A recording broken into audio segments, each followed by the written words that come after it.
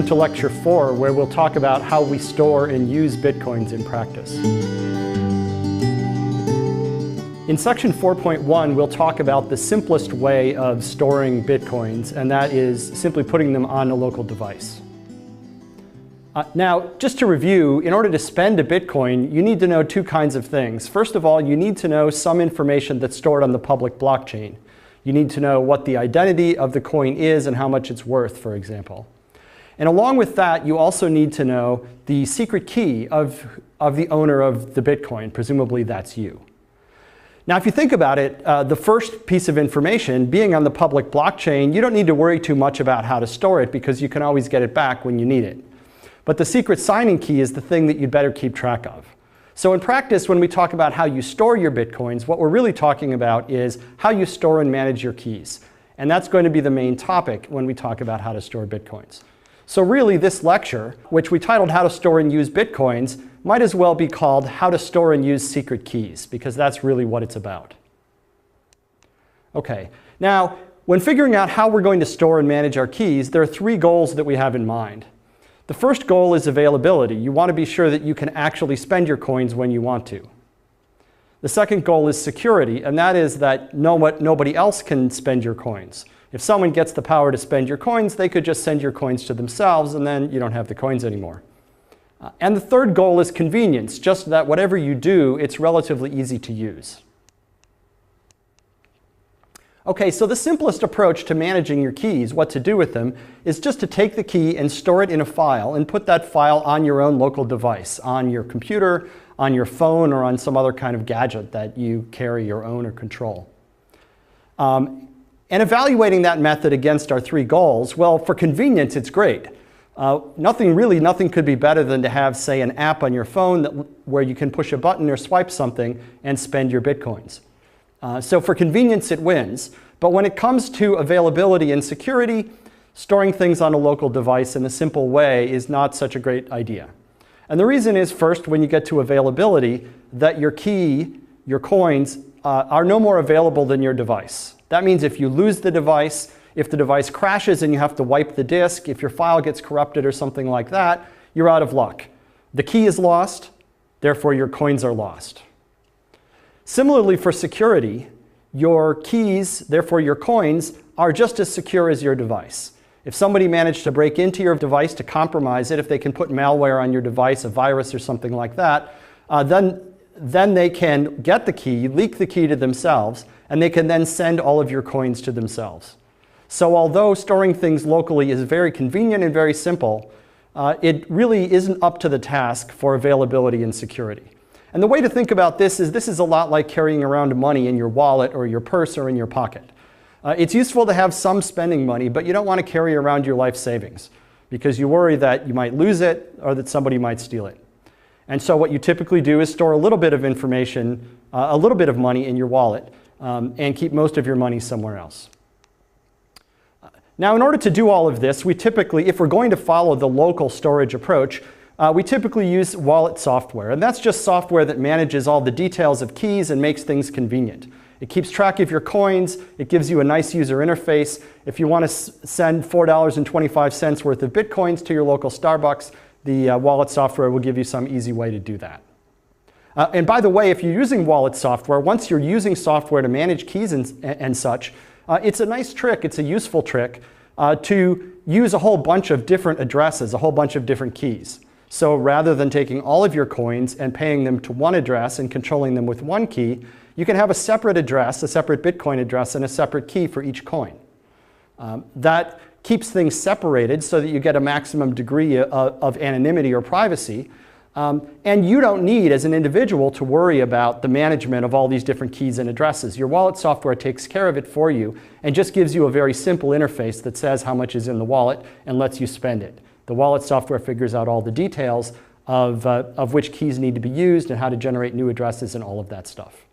So one thing you need to do if you're going to be able to receive Bitcoins in payment into your wallet or spend them to somebody else is you need to have a way of exchanging an address with somebody. So you can give them an address or receive an address so that payments can happen. And there are two main ways that addresses are encoded or conveyed in this way. The first one is as a text string, and the second is as a QR code. So as a text string, what we do is we take the bits of the key and we encode it as a number in base 58 notation, and then we use these 58 characters to encode the digits in our base 58 notation.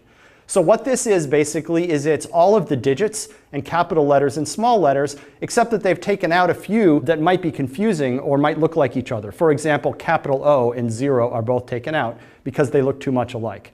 But other than that, most of the characters are here, and you can encode first in base 58 notation and then using this alphabet. The second method for encoding a Bitcoin address is as a QR code, something like this. This is a simple 2D barcode.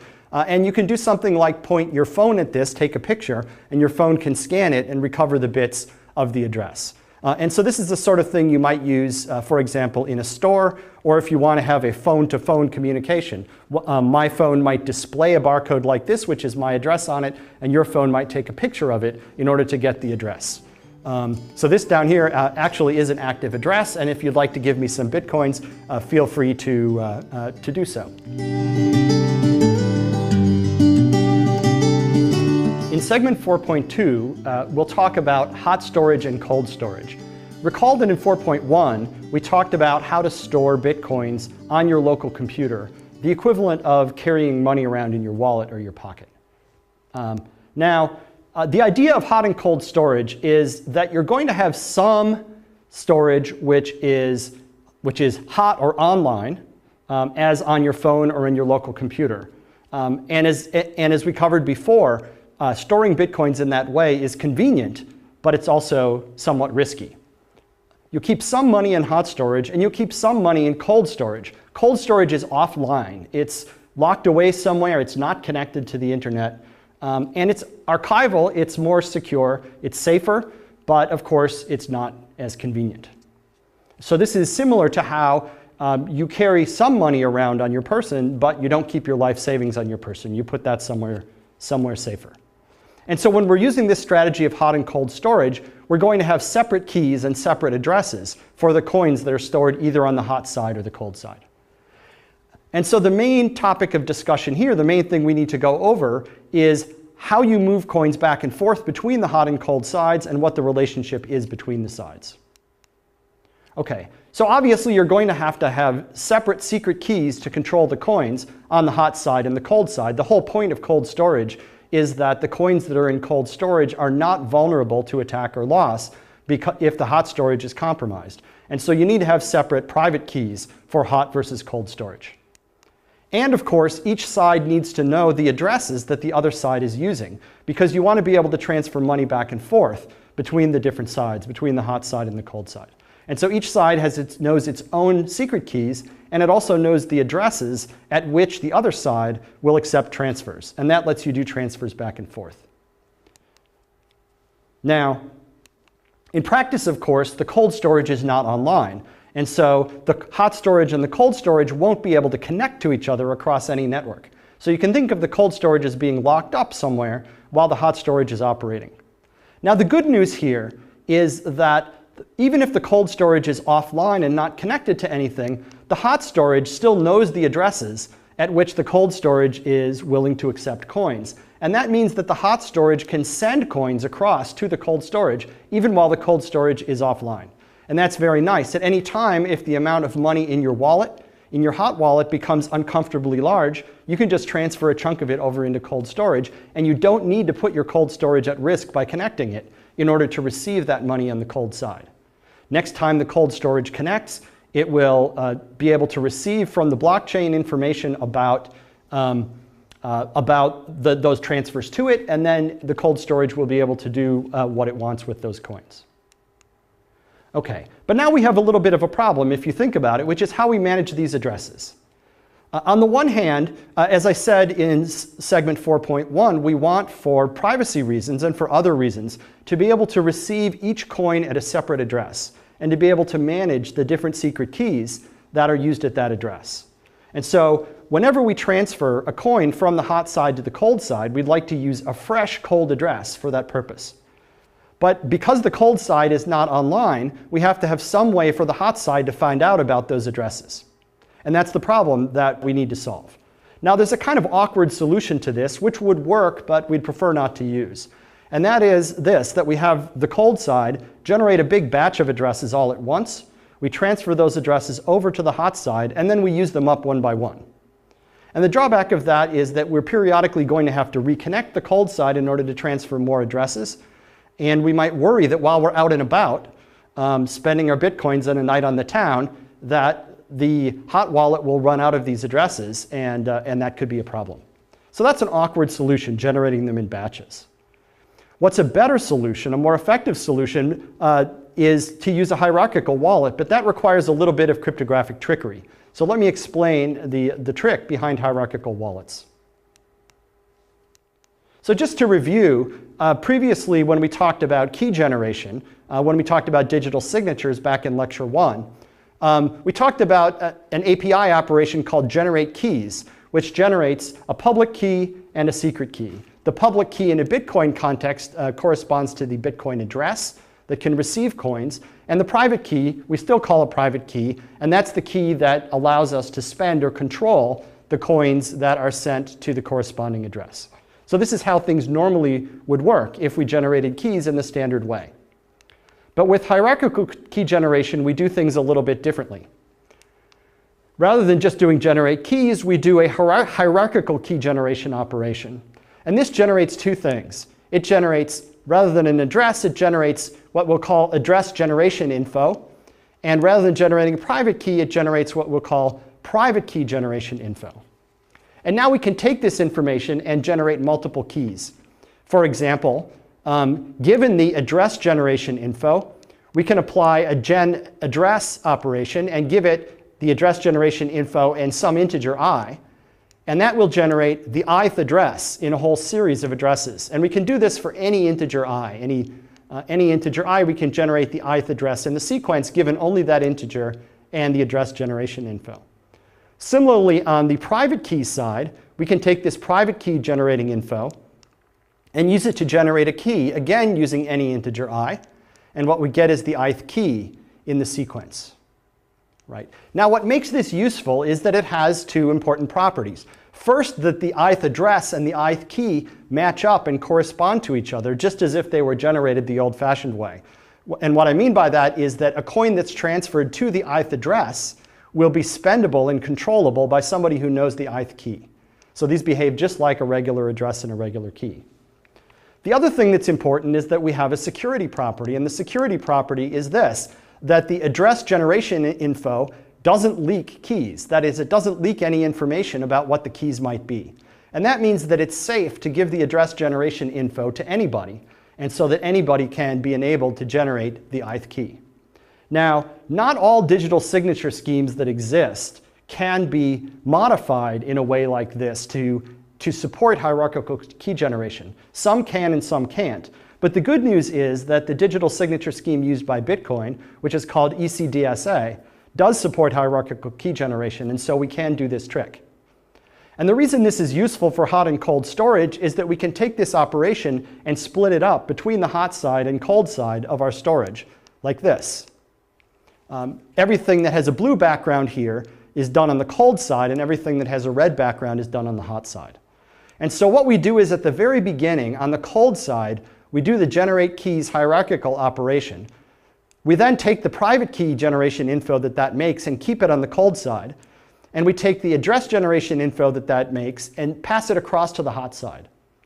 Then, once we've done that, the hot side can generate the entire sequence of addresses on its own without needing any further communication with the cold side. We can generate an arbitrarily long string of addresses, or at least long enough that we'd never have to worry about running out. And on the private side, we can generate the corresponding keys, again, without needing to communicate. We can generate that later. So if we do things this way, there's only one passage of information from the cold side to the hot side about keys and addresses. That happens once at the very beginning of the situation. And once that's done, then no further connection is required. And so this lets us use separate keys and separate addresses for every coin that's passed across to the cold side, but without requiring a lot of back and forth communication, and critically for security, without requiring the cold side to connect to the net or pass information out in any way except once at the beginning. Okay, so with that in place, we can talk about the different ways in which cold information can be stored. I said earlier that information on the cold side, whether it's a key or key generation info or something else, is stored offline. But let's get more specific about exactly how it is stored. The first way we can store it is to store the information in some kind of a device and just put that device in a safe. It might be a laptop computer, it might be a mobile phone or tablet, or it might just be a thumb drive. But whatever it is, we store the information on that device, we turn the device off, we lock the device up. And now, obviously, if somebody wants to steal this, they have to get into our locked storage and get that device away from us. The second method we can use is called a brain wallet. And in a brain wallet, what we're doing is we are taking the information that we want to protect and we're encrypting it under some kind of passphrase or password that a user remembers. Then, in order to get the information back later, we're going to ask the user to give us the passphrase, and then we'll be able to decrypt. If we do this, and if the crypto is done correctly, and if the user picked a good passphrase, then the security of this will be as good as the security of the passphrase. And as long as the user isn't tricked or coerced into giving up the passphrase, and as long as the adversary can't guess the passphrase, then our data is going to be secure. But this, of course, is subject to the same kind of attacks that passwords typically are. The third thing we can do to protect information offline is what's called a paper wallet. We can take the information and we can print it out onto paper, and then we can put that paper in some safe or secure place. We can lock it in a safe deposit box or something like that. Now, the benefit of doing that, obviously, is that, again, just like with a device, the security of this is just as good as the physical security of the paper that we're using. This is a Bitcoin paper wallet. They come in different shapes and sizes, but this is one example. What you see over here is the public address, the address of this wallet. And this is shown in two ways. First, as a 2D barcode, as a QR code. And then second, down here, you see it as a character string in the base 58 notation. Now, originally, this side over here was sealed because it has the private key within it, and you don't want to give away the private key too easily. We can open this up. Originally, we would have broken a seal, and we have this stuff here that's designed to frustrate scanners and people looking through and so on. And eventually we open it up and we see over here this, which is a 2D barcode which contains the private key that controls access to this wallet. Now, this particular wallet doesn't have any coins in it. I wouldn't be showing you the private key if it had any coins of mine in it. But this is the experience that you would have. And this is a thing that you can hand out to someone. And in fact, this was handed out at a conference as an example. So this shows how you can take a Bitcoin wallet and encode it as a paper artifact. You could take this thing, I could seal it up, put it in an envelope, and put it in a safe deposit box, and it would be relatively safe there. The fourth way that we can store offline information is to put it in some kind of tamper-proof device, some sort of device that resists tampering. The idea is that we either put the key into the device or the device generates the key, and then the device is designed so that there's no way it will output or divulge the key. The device might sign a statement with the key when we say press a button or give it some kind of password, but the device is designed so that it doesn't give out the key. And the advantage of that is that, again, the security of the key is, we hope, as good as the security of the device. And in particular, if we lose the device or if it's stolen, we'll know it. Unlike the theft of information about a key, where we might not know that someone has learned our key, if the key is built into a device and the device can never divulge the key, then if someone has stolen the key, they will necessarily have stolen the device, and we'll know that the device is missing. So this has some advantages as well. Now, in general, people may use a combination of all four of these methods in order to secure their keys. For hot storage, and especially for hot storage holding large amounts of Bitcoins, people are willing to work pretty hard and come up with novel security schemes in order to protect them. And we'll talk a little bit about one of those more advanced schemes in the next segment.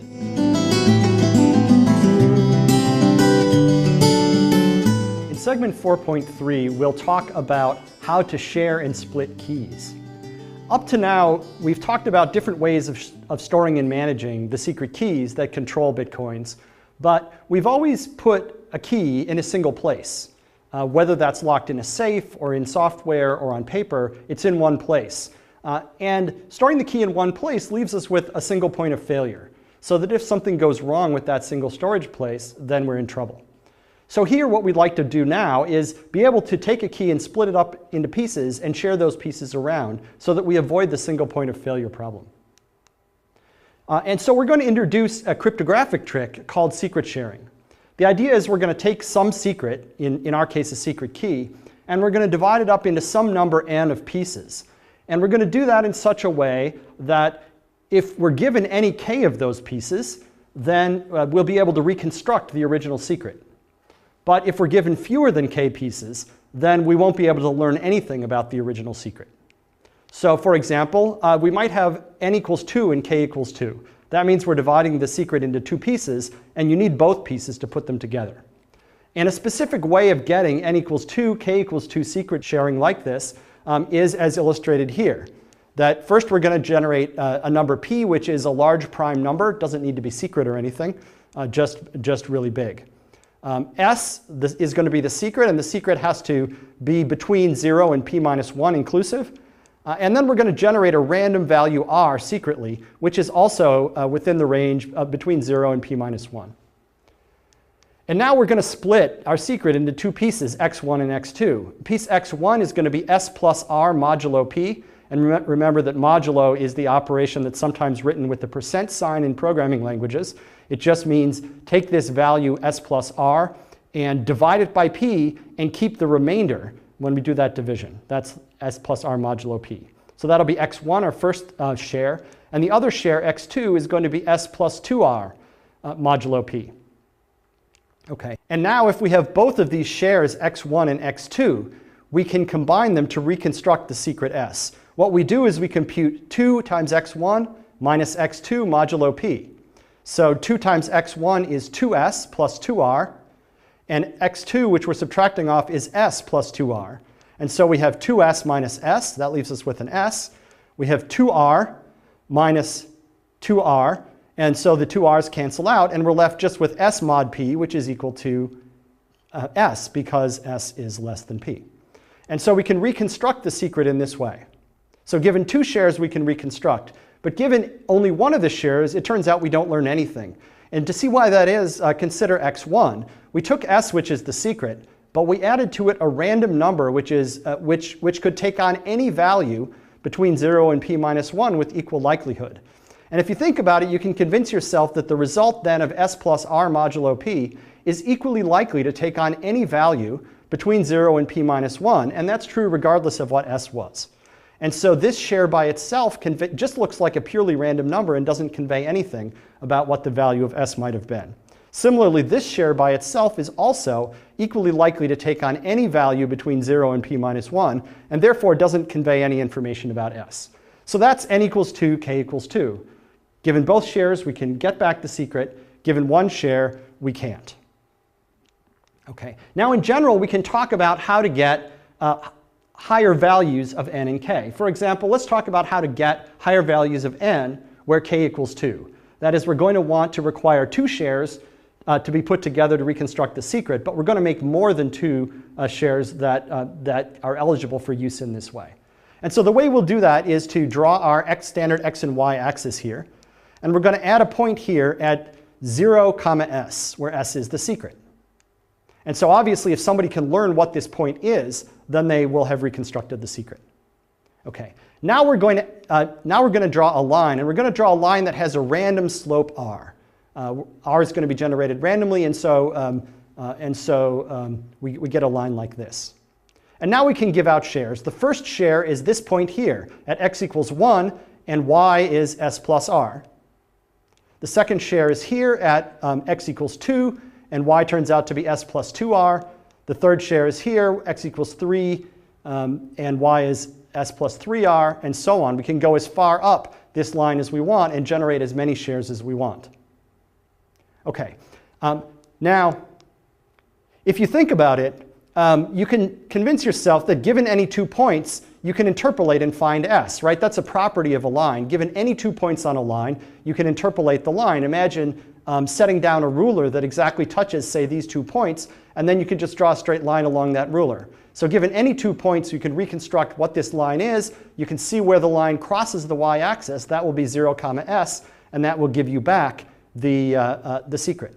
But given just 1 point, you don't really know anything. Because if you have, say, this point, well, the line might be sloped like this, but equally likely it might be sloped like this. It could be sloped any way at all. And so given just this point, you don't really know anything about where this line might cross the y-axis, so you don't know anything about S. And in fact, you can prove that if you do this arithmetic modulo a large prime p, like we did before in the previous slide, that in fact you can prove that any 2 points are sufficient to interpolate and find S, and fewer than 2 points don't tell you anything about S. And so this gives us n equals any value and k equals 2. All right, but now what if we wanted to require more than 2 points? Well, for 2 points we drew a line because any 2 points are sufficient to uniquely specify a line. If we want to require 3 points, what we're going to do is use a quadratic function because any 3 points are sufficient to reconstruct a quadratic function. And so we can use this table to understand what's going on. So if we use the equation s plus rx mod p with the random parameter r, that's the slope that we saw in the previous slide, then you need 2 points to recover s because you need 2 points to interpolate a line.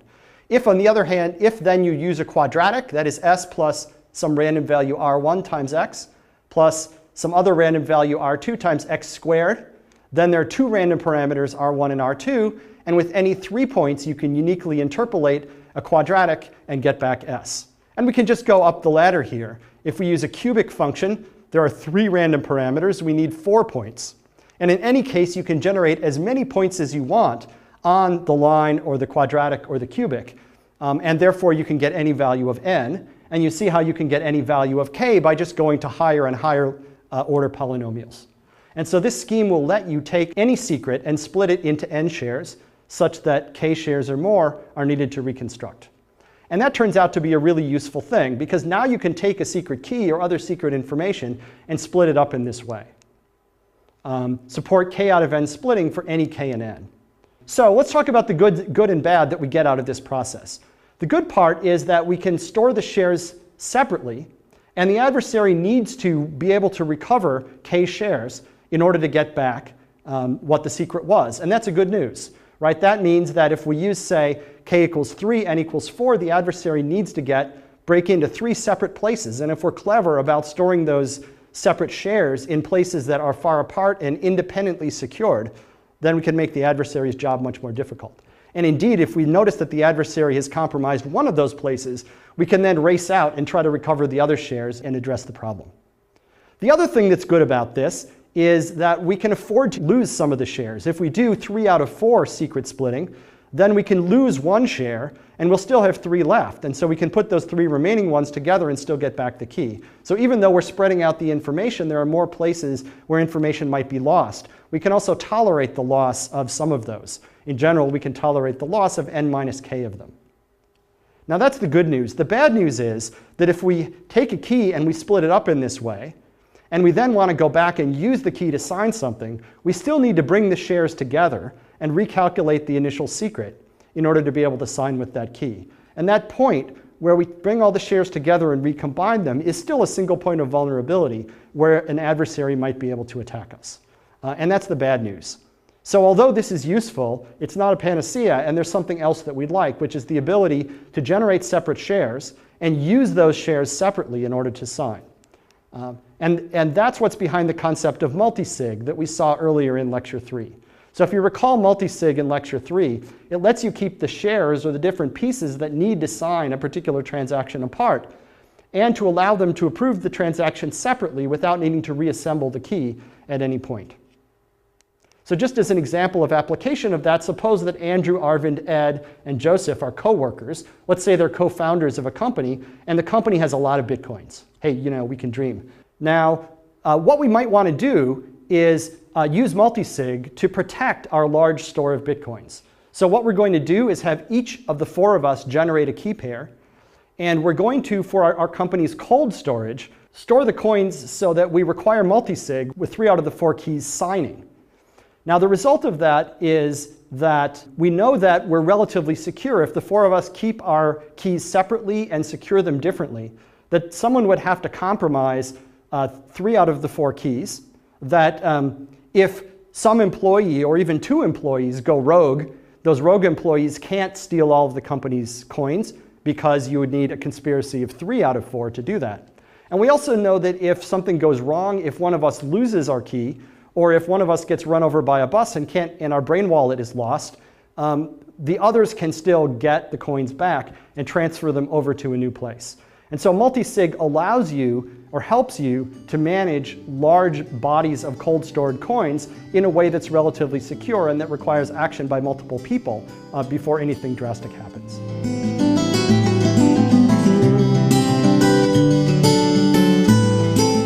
In segment 4.4, we'll move on to talk about online wallets and exchanges. Thus far, we've talked about ways in which you could store and manage your Bitcoins yourself. Now we'll talk about ways in which you can use other people's services to help you do that. So the first thing you could do is to use an online wallet. An online wallet is kind of like a local wallet that you might manage yourself, except that the information is stored in the cloud. And so you have some kind of, say, web-based interface like this. This is from one called Blockchain, but there are plenty of other online wallet services. You might have a website that you use on your computer. You might have an app that you use on your phone. So it's like a local wallet, but it's in the cloud. It might typically run in your browser, which means the site sends the code that does all of the operations. The site will store your keys. At least it will have the ability to access your keys. Ideally, the site will encrypt those keys under a password that only you know. But of course, you have to trust them to do that. You have to trust their code to not leak that key or leak that password. And then, of course, you would log in order to access the wallet. Okay. So an online wallet has certain trade-offs compared to doing things yourself. One of the big advantages is that it's convenient. You don't have to install anything on your computer in order to be able to use an online wallet in your browser. On your phone, you maybe just have to install an app once. It'll work across multiple devices. You can have one wallet that you access on your desktop and on your phone, and it will just work because the real wallet lives in the cloud. But there are security worries. If the site or the people who operate the site turn out to be malicious or are compromised somehow, now you have to worry about the information of yours that they're storing. You have to worry about the fact that they're supplying code that has its grubby fingers on your Bitcoins. And there are things that can go wrong if there's a compromise or malice at the service provider. Ideally, you would hope that the site or the service is run by security professionals who are better trained or perhaps more diligent than you in protecting the security of things. And so you hope that they do a better job and that your coins are actually more secure. But at the end of the day, you have to trust them and you have to rely that they won't be compromised. Now, another approach, instead of an online wallet, is something that functions rather more like a bank in the real world. And to set context for this, let's talk about how banks or bank-like services operate in the traditional economy. So this is pretty simple, right? You give the bank some money, that's a deposit, and then the bank in exchange promises to give you back that money later. And of course, crucially, the bank doesn't actually just take your money and put it in a box in the back room. All the bank does is promise that if you show up and ask for the money, they'll give it back. The bank will typically take that money, put it somewhere else. They'll invest it or something else like that. The bank will probably keep some money around in reserve in order to make sure that they can pay out the demand for withdrawals that they'll face on a typical day or maybe even an unusual day. And many banks typically use something called fractional reserve, where they keep a certain fraction of all of the demand deposits on reserve just in case. Now, Bitcoin exchanges are businesses that, at least from a user interface standpoint, function in a way that's similar to banks. That is, they accept deposits of Bitcoins. You can transfer your Bitcoins to an exchange, and they will, just like a bank, promise you that they will give them back on demand later. You can also transfer fiat currency, that is, traditional currencies like dollars or euros or similar, into an exchange by doing a transfer from your bank account. And so you can make deposits of both of these sorts of things, and they promise to pay back either or both of them on demand. And what they then let you do is, again, various banking-like things. They let you make and receive Bitcoin payments. You can direct the exchange to pay out some Bitcoins to a particular party, or you can ask someone else to deposit funds into a particular exchange on your behalf, put them into your account. And they also let you exchange Bitcoins for fiat currency or vice versa. And typically the way they do that is they find some customer who wants to buy Bitcoins with dollars and some other customer who wants to sell Bitcoins for dollars, and they try to match them up. That is, they try to find customers who are willing to take opposite positions in a transaction so that there's a mutually acceptable price, and then they will consummate that transaction. Now, it's important to understand what happens if you buy or sell Bitcoins in an exchange. So suppose my account at some exchange starts holding $5,000 and 3 Bitcoins. And I use the exchange, I put in an order to buy 2 Bitcoins for $580 each. And eventually the exchange finds someone who's willing to take the other side of that transaction, and the transaction happens. So the result of that is that my account is different. Now I have 5 Bitcoins instead of 3, and I also have $3,840. That's my $5,000 initial dollars minus $580 each times 2 Bitcoins. That's $3,840. So now that's what's in my account. But the important thing to note here is that when this transaction happened involving me and another customer of the same exchange, that no transaction actually happened on the Bitcoin blockchain. Because the exchange didn't need to go to the blockchain in order to transfer from my account into that other person's account some dollars, or in the other direction some Bitcoins. So all that happens in this transaction is that the exchange is now making a different promise to me than they were making before. Before they said, we'll give you $5,000 and 3 Bitcoins. Now they're saying, we'll give you $3,840 and 5 Bitcoins. It's just a change in their promise, no actual movement of money through the dollar economy or through the Bitcoin blockchain. And of course, the other person has had the exchange's promise to them change in the corresponding opposite way. Now, there are pros and cons to using exchanges. One of the big pros is that exchanges help to connect the Bitcoin economy and the flows of Bitcoins with the fiat currency economy, the dollar and euro and other national currency economy, so that it's easy to transfer value back and forth. If I have an account in an exchange and I have a bunch of dollars and a bunch of Bitcoins, I can trade back and forth between dollars and Bitcoins pretty easily. And that's really helpful. The con is risk, that because an exchange functions in some ways like a bank, that is, that it is accepting demand deposits, that it's accepting payments of money to it in exchange for a promise to pay money back later, that you have the same kinds of risks that you face with banks. And those risks really fall into 3 categories. The first risk is the risk of a bank run. This, of course, is a famous scene from the movie It's a Wonderful Life. Jimmy Stewart is running a credit union, another bank-like business, and all of these people have shown up and they want their money back. This is a bank run. And Jimmy Stewart explains to them, I don't have your money in the back room. I lent out your money to Fred so he could open his hardware store and so on. So one of the risks is that even if the bank is solvent on paper, that you might show up and want your money back, and the bank might be unable to produce it.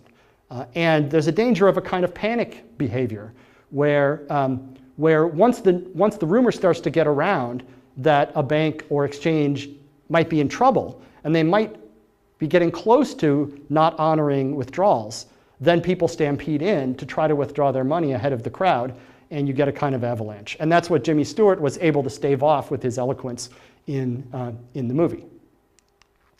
The second risk is that the owners of the banks might just be crooks. This is Charles Ponzi, inventor of the Ponzi scheme. A Ponzi scheme is a scheme where he would get people to give him money in exchange for wonderful, wonderful profits in the future, only he would actually take their money and use them to pay out the wonderful, wonderful profits to people who bought previously.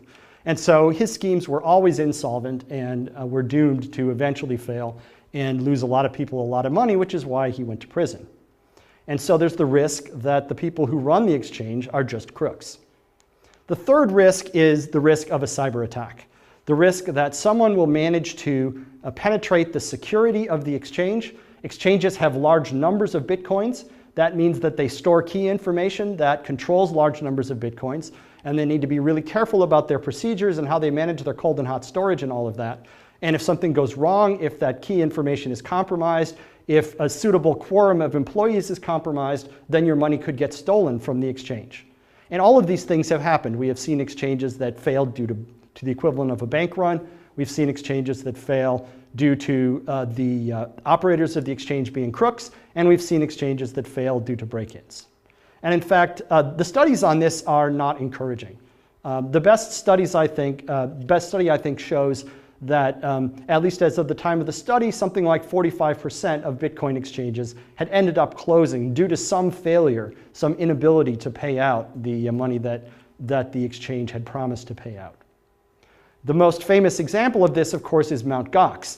Mt. Gox was at one time the largest Bitcoin exchange, and it eventually found itself insolvent. That is, unable to pay out the money that it owed. And Mt. Gox was a Japanese company, and it ended up declaring bankruptcy, leaving a lot of people, including these two gentlemen, wondering where their money had gone. Right now, Mt. Gox and the bankruptcy of Mt. Gox is tangled up in the Japanese and American courts. And it's going to be a while, I think, before we know exactly where the money went. The one thing we know is that there's a lot of it, and Mt. Gox doesn't have it anymore. So this is a cautionary tale about the use of exchanges. Now, connecting this back to banks, we don't see a 45% failure rate for banks in most developed countries. And the reason for that partly is because of regulation. For traditional banks, government regulates in various ways. The first thing that governments do is they often impose a minimum reserve requirement. In the US, this is typically 3 to 10% of demand deposits a bank is required to have in liquid form so that it can deal with the surge of withdrawals if that happens. Second, the regulators often regulate the types of investments and money management methods that banks can use to make sure that the bank's assets are invested in places that are relatively low risk, because those are really the assets of the depositors in some sense. Now, in exchange for these forms of regulation, governments typically do things to help banks or at least protect their depositors. First, governments will issue deposit insurance. That is, that they'll tell depositors that if you deposit your money in a bank that follows these rules, then we, the government, guarantee that if the bank goes under, we will make good on at least part of those deposits for you. And the other thing that governments sometimes do is act as a lender of last resort.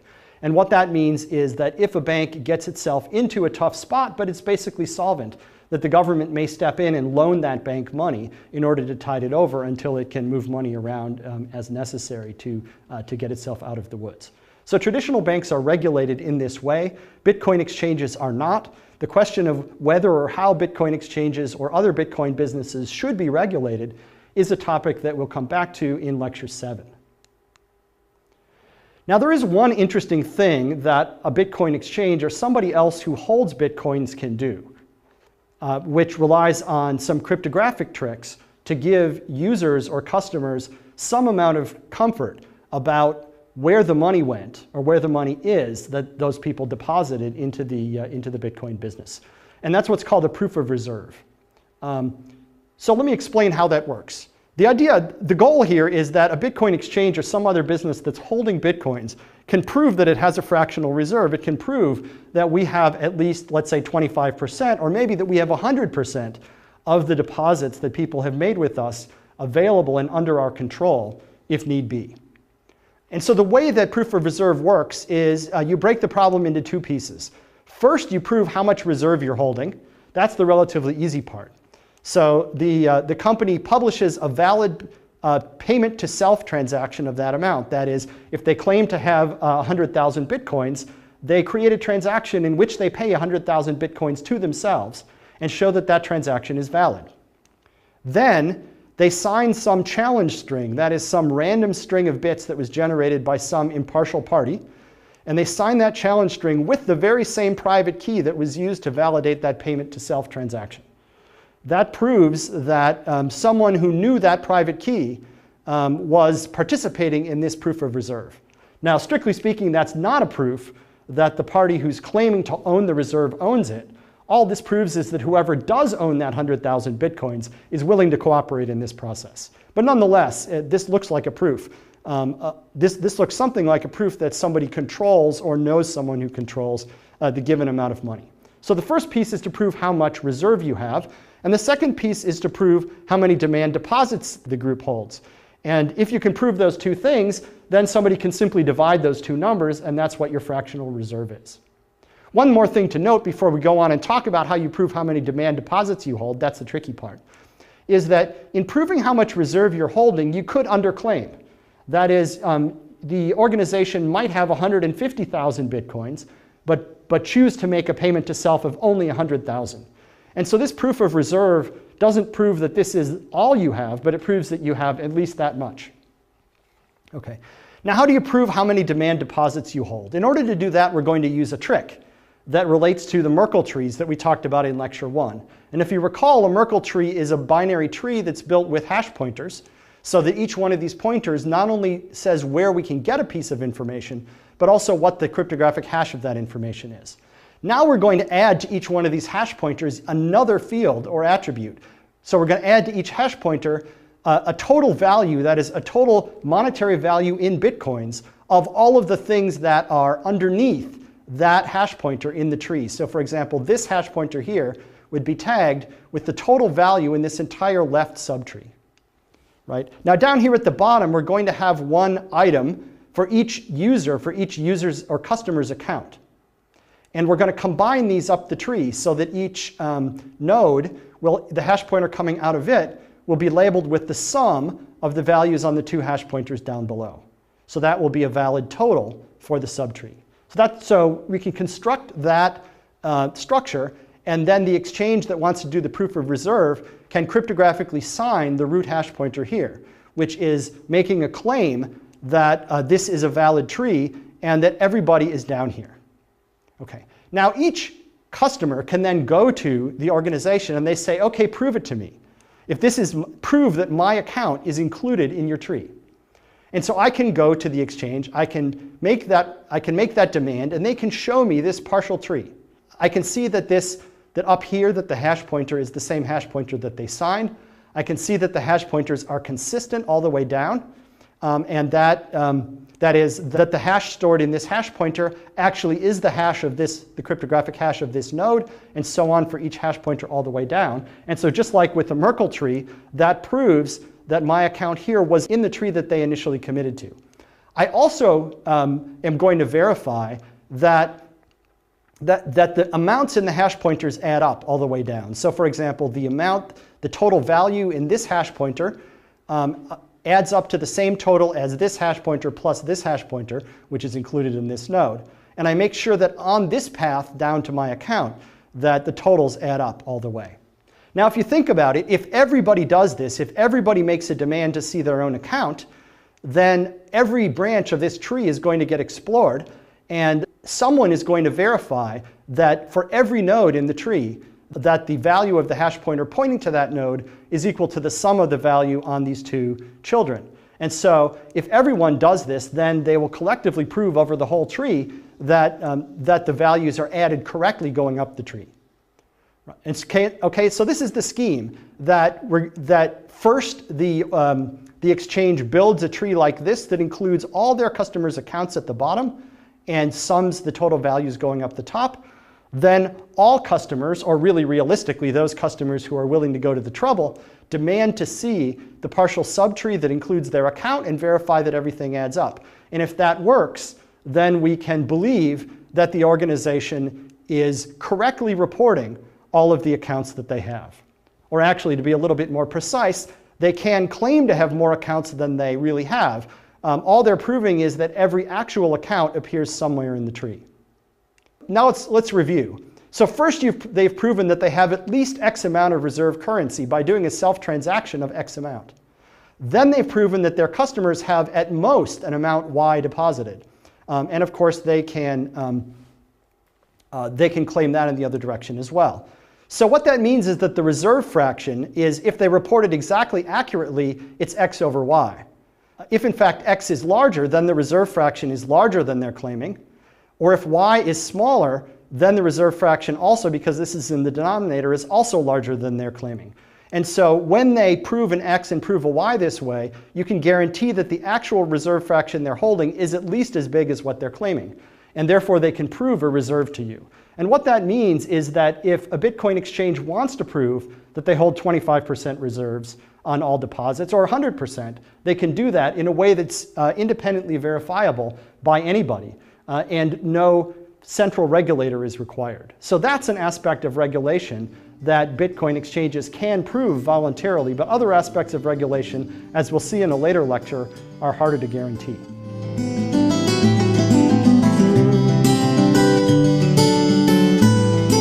In segment 4.5, we'll talk about payment services. Thus far, we've talked about how you can store and manage your Bitcoins. Now we're going to talk about how a merchant can accept payment in Bitcoins in a practical way.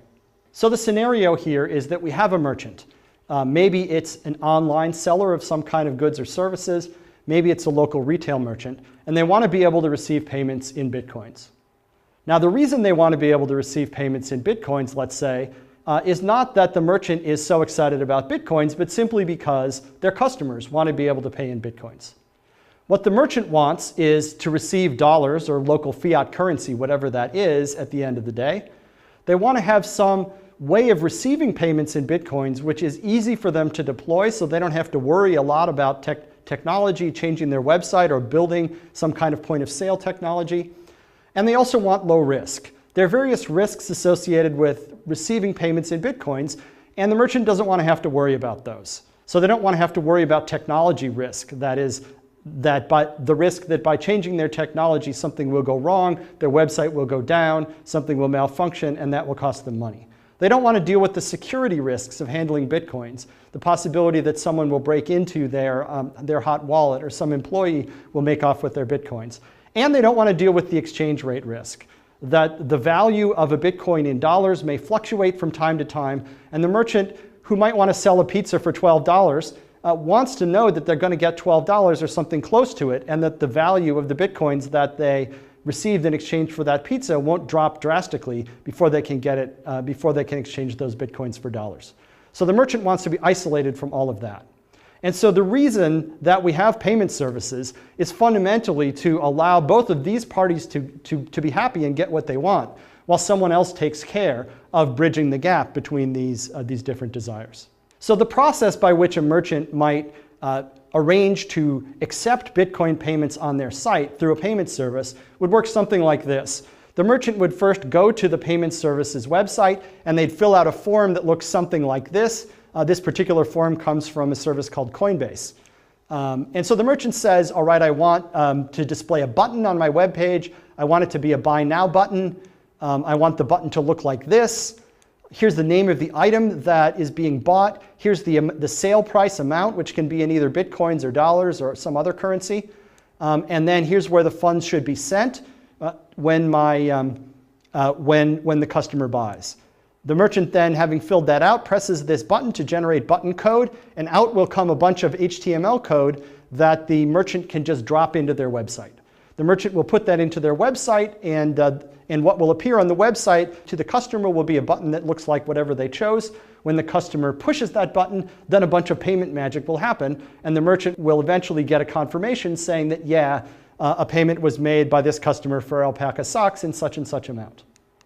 So the way that actually works, or one typical way that the mechanism might work for a payment is illustrated here. Here we have down at the bottom a user who wants to buy something from the merchant who's up here. And we have over here the payment service. Okay, so the user goes to the merchant's website, they shop, they pick out an item they want to buy, and when it comes time to pay, the merchant will deliver a web page which will contain the Pay with Bitcoin button, and it will contain some other information. It will contain a transaction ID, that is some identifier that is meaningful to the merchant in their own accounting system, along with an amount that they want to be paid. And this will basically be the magic HTML code that was provided earlier by the payment service. The user, if they want to pay with Bitcoins, will click that button. That will cause information to be sent to the payment service as an HTTP or HTTPS, ideally, request, which says that that button was clicked. Here's the transaction ID from the merchant. Here's the amount. And of course, the identity of the merchant is implicit here.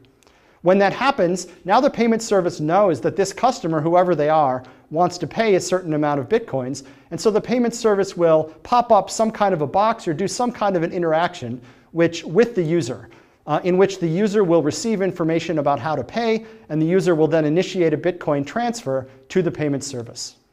Once the user has created that payment, then the payment service will send back information. Might be a redirect of some kind, maybe an HTTP redirect or something else that comes back to the user's browser and causes the user's browser to send a message on to the merchant from the payment service saying, it looks okay so far. And then later, the payment service will directly send a confirmation saying that yes, in correspondence with this transaction ID that you, the merchant, created, the following amount was spent, that this is fully confirmed in the Bitcoin blockchain, and the payment service will confirm that it's giving you the money at the end of the day. So once that happens, now the merchant knows that the payment is confirmed, and they can go ahead and allow whatever the item is that this user bought to be shipped out to the user. And then the user will eventually get the item, and everyone is happy. So this is a typical kind of flow. The details of the flow might work a little differently depending on which payment service you're using, but that's the idea. From the merchant standpoint, what happens is they include this blob of HTML in their website, that eventually they get this, this tentative okay, things are going ahead, and eventually a firm confirmation from the payment service. They use this transaction ID to match up the purchase of this particular Snuggie by this particular user in their accounting system, and they use the confirmation to know they got paid. And now the final step is the one in which the payment service actually gives money to the merchant. Okay, so the end result of this whole process is the following: that the customer pays Bitcoins, some number of Bitcoins, that the merchant gets dollars. That's what the merchant wanted. They wanted to sell that item for a particular number of dollars or whatever their local fiat currency is.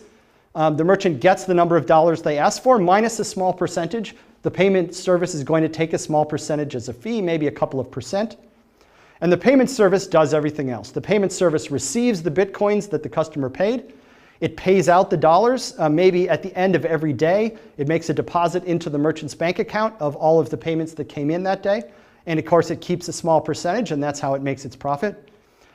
And the payment service absorbs all of the risks involved in this process. It absorbs the security risk, so it has to have good management of the Bitcoins, of its cold storage and all of that. It absorbs the exchange rate risk because it's receiving Bitcoins and paying out dollars. If the price of dollars against Bitcoins fluctuates wildly, the payment service might be unhappy.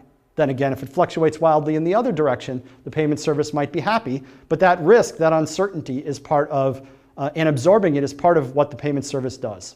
One thing to note here is that the payment service, if it's operating at large scale, is receiving large numbers of Bitcoins and paying out large numbers of dollars. And therefore, it's going to have a constant need to exchange the Bitcoins it's receiving for more dollars so that it can keep this whole cycle going. And so a payment service is going to be an active participant in the exchange markets that link together, in this case, the dollar economy and the Bitcoin economy. And that's another thing that they need to worry about, not just what is the price of exchange, but how can we manage to exchange currency in this large volume. But in exchange for doing all of this stuff, the payment service gets their fee. And so this is potentially a lucrative business because it solves the mismatch between the customer's desire to pay Bitcoins and the merchant's desire to just get dollars and concentrate on selling goods.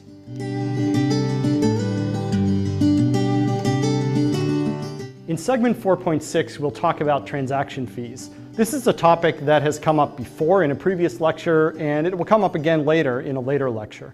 And transaction fees are one of the bits of how the engine room of Bitcoin works, if you will. And it touches a bunch of different topics. So what I want to talk about here today is the practical details of how transaction fees are set in Bitcoin today. We've talked about storage in this lecture. We've talked about payment services. We've talked about exchanges. But bottom line is, whenever a transaction is put into the Bitcoin blockchain, that transaction might pay transaction fees. Now recall from a previous lecture that a transaction fee is just defined to be the difference between the total value of coins that go into a transaction minus the total value of coins that come out.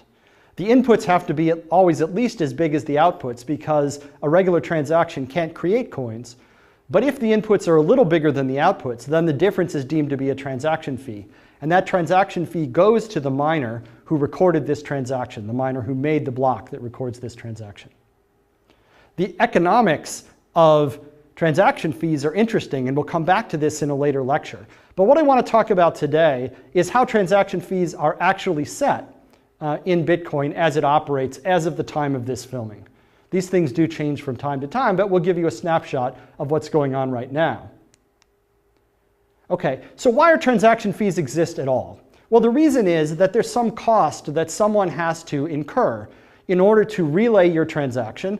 The nodes in the Bitcoin peer-to-peer network need to relay your transaction, and ultimately a miner needs to build your transaction into their block, and it costs them a little bit of computational effort to do that. And the time that they spend calculating a block that's slightly larger because it contains your transaction is time that they could otherwise have spent trying to make a block and get a block reward. So there is a cost both to the peers in the peer-to-peer network and to the miners of incorporating your transaction. So the idea of a transaction fee is to somehow compensate people for those costs that they incur because your transaction exists. Generally, you're free to set the transaction fee to whatever you want it to be. You can pay no fee or you can pay a high fee. But as a general matter, if you pay a higher transaction fee, it's natural that your transaction will be relayed and recorded more quickly and more reliably. Okay. So the current consensus transaction fees are as follows. First of all, no fee is charged if the transaction is less than 1,000 bytes in size, in total size, if all of the outputs of the transaction are 1/100th of a Bitcoin or larger. That's currently worth about $5 or $6 US, and if the priority of the transaction, according to a certain formula, is large enough. The priority formula works like this.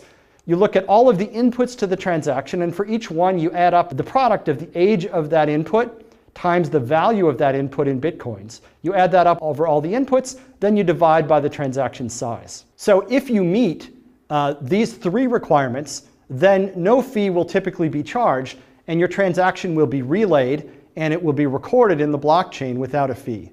Otherwise, a fee is charged, and that fee is about 0.0001 Bitcoins per 1,000 bytes.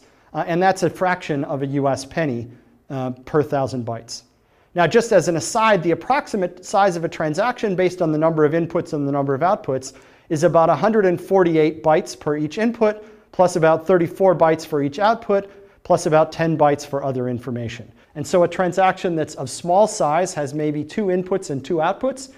Its size would be 400 to 500 bytes. All right. Now, the current status quo is that most miners enforce the consensus fee structure, which means that they will either not service or will service last transactions that don't meet the consensus fee structure. So if you don't pay the consensus fee, your transactions will typically take longer to be recorded. It's worth noting that if you pay a small fee, that because of the way the priority calculation works, the priority includes age of your Bitcoins. The longer your transaction sits without being recorded, the higher its priority will get because its Bitcoins get slowly older. But in any case, if you haven't paid the consensus fee, your transactions will probably take longer to find their way into the blockchain. Maybe that's okay with you. Most miners prioritize transaction based on the fees that are paid and based on the priority formula. And I'm not going to go into the details of how that works, but if you pay more or if your priority is higher, according to the formula, then your transaction probably gets memorialized first. Now, finally, I said this was the consensus and that most miners do it. But in fact, there are other miners who don't enforce these rules and who will record and operate on a transaction even if it pays a smaller fee or no fee at all. So if you make a transaction that doesn't meet the fee requirements, it will probably find its way into the blockchain anyway. But the way to get your transaction recorded more quickly and more reliably is to pay the consensus fee. And that's why most wallet software and most payment services include the consensus fee structure in the payments that go on. And so you'll see a little bit of money raked off for transaction fees when you engage in everyday Bitcoin business. In segment 4.7, we're going to look at currency exchange markets. That is, markets on which you can trade Bitcoins against fiat currencies like dollars and euros, etc. We've talked earlier about Bitcoin exchanges and other types of businesses that are involved in trading between Bitcoins and fiat currencies. But now we want to look at this as a market. We want to look at the size of it, the extent of it, and how it operates, and we'll look a little bit at the economics of this market. The first thing to understand about this, if you're new to it, is that it operates in many ways like the market between two fiat currencies, like the market between dollars and euros. The price will fluctuate back and forth depending on how badly people want to buy euros versus how badly people want to buy dollars on a particular day. So in the Bitcoin markets, we can look at data. And in fact, there are sites like Bitcoin Charts. This is the Bitcoin markets page on Bitcoin Charts, which shows exchanges that trade dollars against Bitcoins. And you can see there's a list of different exchanges or different places where you can trade dollars against Bitcoins here from top to bottom. Up here at the top, we have Bitstamp, which on this particular day had the highest volume. For each one, there's the current price. For Bitstamp, on the day I took this screenshot, it was $582.54. You can get graphs, you can look at the average, the volume, etc. You can look, the 24-hour average price was $585. The volume was about 6,100 Bitcoins, or about $3.6 million over the previous 24 hours. So you can see there's a lot of trading here. And if you go to this site live, you can see the prices move in real time as trades get made. So this is an active market, it's a liquid market, and there are plenty of places you can go to buy or sell Bitcoins. Another place you can go besides an online exchange, if you want to buy or sell Bitcoins, is that you can use sites that help you meet people to trade Bitcoins in real life. So here I went to localbitcoins.com. It's an example. I said I want to buy Bitcoins in Princeton, New Jersey, United States, and it gave me a bunch of results. A bunch of people who on this particular day were willing to sell me Bitcoins for what price and for how many. And so I could then contact these people. I could arrange to meet them at a coffee shop somewhere or in a park or wherever it is, and I could give them dollars, and in exchange they would give me Bitcoins. And so this is another way to do it. You can just find a person near you, or you can find somebody you know. The very first Bitcoins I bought from one of my students who owned some Bitcoins. I just gave him some dollars, and he paid some Bitcoins into my digital wallet. Another thing you can do is you can go to a physical place. There are some places in the world, or some regular meetups, where it's known that people go to trade Bitcoins. And so you can go to a certain park, a certain street corner on a particular day, and you know that there will be people standing around wanting to buy or sell Bitcoins, and you can do business with them. And here you see a bunch of people at one of these meetups looking at their phones with their apps to transfer or verify transfer of Bitcoins. And so these are all the ways that you can trade, or the popular ways that you can trade Bitcoins against dollars. Okay, now this is a market, as I said. And the market matches buyers who want to do one thing with sellers who are willing to do the opposite thing. It's a relatively large market, meaning millions of US dollars per day pass through it. It's not like the New York Stock Exchange, or it's not like the dollars to euros market, which is vastly larger. But it's relatively large so that there is a notion of a consensus price, and that a person who wants to come into this market to buy or sell a modest amount at least will always be able to find a counterparty. The price of this market, this consensus price, like the price of anything in a liquid market, will be set by supply and demand. That is, what is the supply of Bitcoins that might potentially be sold, and what is the demand for Bitcoins by people who have dollars. The price through this market mechanism will be set to the level that matches supply and demand. But let's dig into that a little bit more. First of all, let's talk about what is the supply of Bitcoins. The supply of Bitcoins, that is the Bitcoins that you might possibly buy in one of these markets, is first of all equal to the supply of Bitcoins that are in circulation. Currently, of course, there's a fixed number of Bitcoins in circulation. At the time of this filming, it's about 13.1 million. And the rules of Bitcoin as they currently stand say that this number will slowly go up and hit a limit of 21 million eventually. But you might also sometimes include demand deposits of Bitcoins. That is, if someone has put money into their account in a Bitcoin exchange, and the account doesn't keep a full reserve to meet every single deposit, then you'll have demand deposits at that exchange that are larger than the number of coins that the exchange is holding. And depending on exactly what question you're asking about the market, it might or might not be correct to include demand deposits in the supply. So when should you include demand deposits? Well, basically, you should include demand deposits in a market analysis when demand deposited money can be sold in that market. So for example, if you're talking about exchange of dollars for Bitcoins that can happen in an exchange, if I have Bitcoins demand deposited in an exchange, I can trade those for dollars. And so if that's the scenario you're looking at, it would make sense to include demand deposits in that exchange as part of the supply. It's worth noting as well that when economists conventionally talk about the supply of a fiat currency, they typically include in the money supply not only the currency that's in circulation, that is the actual paper and metal money, but also the total amount of demand deposits. And that's for the logical reason that people can actually spend their demand deposited money to buy stuff. And so although it's tempting to say that the supply of Bitcoins is fixed at 13.1 million currently or 21 million eventually, for some purposes we have to include demand deposits, where those demand deposits function like money. And so the supply might not be fixed in the way that some Bitcoin advocates claim. And we need to look at the circumstances of the particular market we're talking about in order to understand what the proper money supply is. But let's assume we've agreed on what supply we're using based on what market we're analyzing. Let's now look at demand. There are really two main sources of demand for Bitcoins. There's demand for Bitcoins as a way of mediating fiat currency transactions, and there's demand for Bitcoins as an investment. So first, let's look at mediating fiat currency transactions. So here's the scenario. Imagine that Alice wants to buy something from Bob or wants to pay some money to Bob. And Alice and Bob want to transfer, let's say, a certain number of dollars. But they find it convenient to use Bitcoin to do this transfer. Perhaps they're at a distance. Alice wants to be able to email the money to Bob. Perhaps they like the fact that they can have very low transaction fees in Bitcoin, lower than some other service. Whatever the reason, they want to use Bitcoins to mediate this transaction. So the way that works is this, that first Alice buys Bitcoins for dollars. Alice then sends those Bitcoins to Bob as a Bitcoin transaction. Once that transaction is recorded in the blockchain and it's confirmed to Bob's satisfaction, Bob will sell those Bitcoins for dollars and get the dollars back. So Alice starts by putting in dollars, Bob ends by getting out dollars.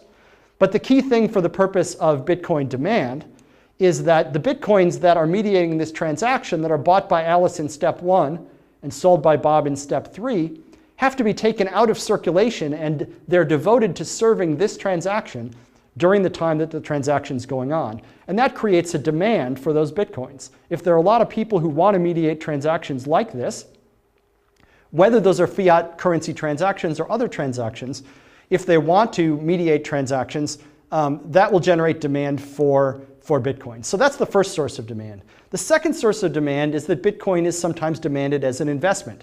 That is, somebody wants to buy Bitcoins and hold them in the hope that the price of Bitcoins will go up in the future and that they'll be able to sell them. So to the extent that people are buying and holding those Bitcoins are out of circulation, but there's a demand to buy Bitcoins, at least depending on the price. When the price is low, you might expect a lot of people to want to buy Bitcoins as an investment. But if the price goes up very high, then the demand for Bitcoins as an investment won't be as high.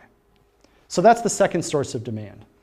Now, we can do some simple economic modeling to understand how these markets will behave. And I'm not going to do a full model here, although that's an interesting exercise. What I want to do is look specifically at the market at the effect of this transaction mediation demand and what effect that might have on the price of Bitcoins. And we can build a simple model for doing that. So here's a simple model of the demand that's driven by transactions, by transaction mediation, and what it tells us about what the price should be. So we're going to assume some parameters here. First, we're going to say T is equal to the total transaction value that's going to be mediated via Bitcoins by everyone who's participating in the market. And that's going to be measured in dollars per second. We're going to assume for simplicity that the people who want to mediate these transactions have in mind a certain dollar value of the transactions. Or if it's some other fiat currency, we'll translate it into dollars for simplicity. So there's a certain number of dollars per second of transactions that need to be mediated. We're going to say D is equal to the duration of time that Bitcoins need to be held out of circulation in order to mediate a transaction. That's the time from when the payer buys the Bitcoins to when the receiver is able to sell them back into the market, and we'll measure that in seconds. And then S is going to be the supply of Bitcoins that are available for this purchase.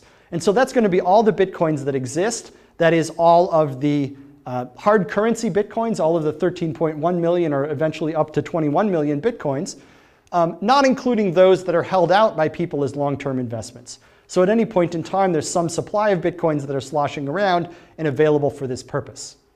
Okay, and now we can do some calculations. The first thing we'll do is we'll calculate how many Bitcoins become available in order to service transactions per second. Well, there are S Bitcoins in total that are used, and because they're available because they're taken out of circulation for a time of D seconds, then every second about 1/d fraction of those Bitcoins will become newly available because they'll emerge from that out of circulation state. And so on average, S/D Bitcoins will become available for mediating transactions every second. That's the supply side. On the demand side, the number of Bitcoins per second that are needed to mediate transactions, well, we have T dollars worth of transactions to mediate. And in order to mediate $1 worth of transaction, we need 1/p Bitcoins. That is, we need to take this T, which is measured in dollars per second, and divide it by the price in dollars per Bitcoin, and the result we get is Bitcoins per second. These are the number of Bitcoins per second that are needed in order to serve all the transactions that people want to serve. Okay, so if you look at a particular second of time, for that second, there's a supply of Bitcoins of S/D, and there is a demand of T/P. And now, if you think about the dynamics of this market, it behaves like many markets, in that the price will fluctuate in order to bring supply into line with demand. If the supply is higher than the demand, then there are Bitcoins that are going unsold. And so the people who are selling Bitcoins will be willing to lower their price to try to sell those Bitcoins. And so the price will come down if supply is higher than demand. And when the price comes down, that will cause demand actually to go up because P, the price, is in the denominator of demand. So if supply is bigger than demand, then demand will be pulled up. On the other hand, if demand is higher than supply, that means that there are people who want to get Bitcoins to mediate a transaction who can't get them because there aren't enough Bitcoins around. And so those people will bid more in order to get their Bitcoins. They'll have to bid more because there'll be a lot of competition for the limited supply of Bitcoins. And so if the demand is higher than the supply, the result is that price will go up. And when price goes up, then because price is in the denominator of the demand, that means demand will come back down. Demand for Bitcoins will come back down as the price goes up. So if you have supply here and demand here, then the demand will be pulled down toward the supply, right? And so if the supply is at some point that the demand, we've argued, will always be pulled toward the supply. And in fact, the two will come into equilibrium.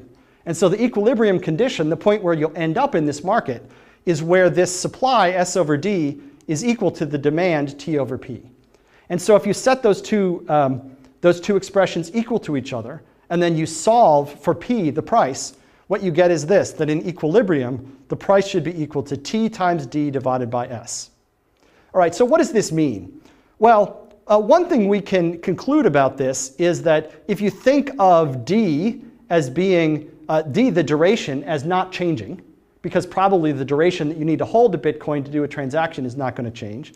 So if D doesn't change, and if S, the supply, is not changing, then what this tells us is that the price is going to be proportional to the demand for transaction mediation as measured in dollars. And so if the demand for transaction mediation in dollars doubles, then the price of Bitcoins should double. And we could in fact graph the price against some estimate of the demand for transaction mediation and see whether they match up. And when economists do this, they do tend to match up pretty well.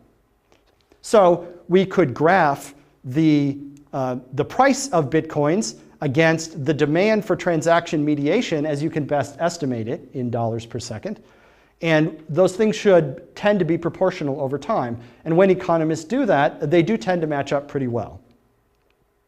The other thing we can note is that supply is in the denominator here, and that supply includes only the Bitcoins that aren't being held as investments.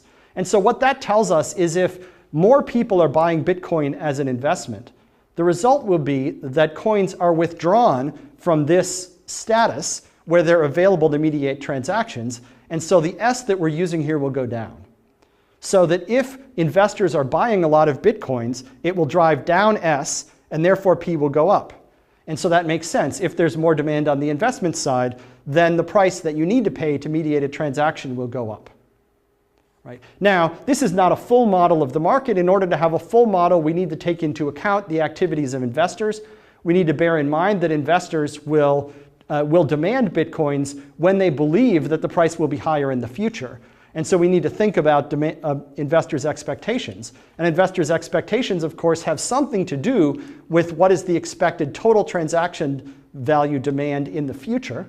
And we could build a model that's more complex. I'm not going to do that here, but you get a flavor of the kind of thing that you can do. So the bottom line here is that there is a market between Bitcoins and dollars, or Bitcoins and other fiat currencies, that market has enough liquidity that you can buy or sell in modest quantities in a reliable way, although the price does go up and down, and that it's possible to do economic modeling and get some idea of how supply and demand interact in this market and predict what the market might do, as long as you understand unknowable things like how much are people going to want to use Bitcoin to mediate transactions in the future. That kind of economic modeling is important to do and very informative, and I'm sure that there are people who are doing it in some detail today. But a detailed economic model of this market is beyond the scope of this course.